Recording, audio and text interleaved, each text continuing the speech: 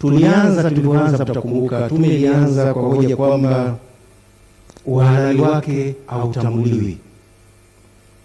Nadhani wote tunakumbuka uhalali wa tume ulikuwa unatiliwa mashaka. Sasa kwa bahati nzuri kesi ikafunguliwa Mahakama Kuu, ikasikilizwa na sisi tukatoa hati za viapo. Bahati nzuri Mahakama Kuu ilitoa uamuzi wake. Sasa siku zote ni vizuri turejee hoja zilizowasilishwa Mahakama Kuu kupinga uhalali wa tume, na ni hoja hizo bado zingine zinaendelea kupinga taarifa ya tume.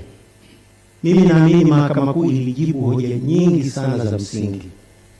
Mtakumbuka Mahakama Kuu kulikuwa na hoja kwamba haina imani na wajumbe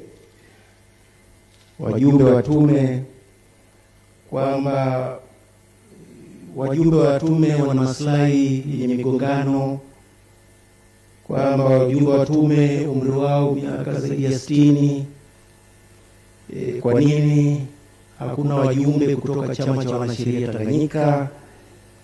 Kwa nini hakuna wajumbe kutoka chama cha madaktari, baraza la maaskofu, BAKWATA, taasisi za kiraia?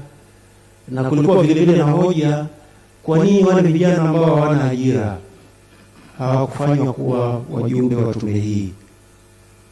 Na majibu ya Mahakama Kuu yamechangia katika kuongeza jurisprudence ya tume za uchunguzi, kwa sababu maamuzi kuhusu tume za uchunguzi ni maamuzi machache, na sheria ya tume hii ni ya zamani kidogo, ilitungwa mwaka 1928, na tangu wakati huo kumekuwa na mabadiliko makubwa.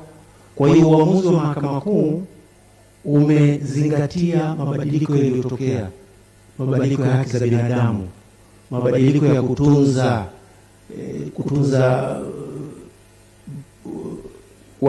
kuwalinda mashahidi, kutoa haki kwa mtu ambaye anatajwa na tume lakini hana nafasi ya kujitetea.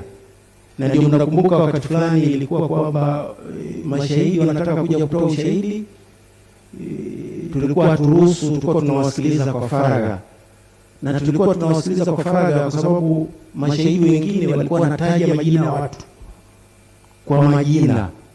Sasa ukiruhusu majina yale yasambae na umpi muhusika nafasi ya kusikilizwa, tayari kuna maamuzi ya Mahakama Kuu katika nchi nyingine ambayo yanakataza jambo kama hilo.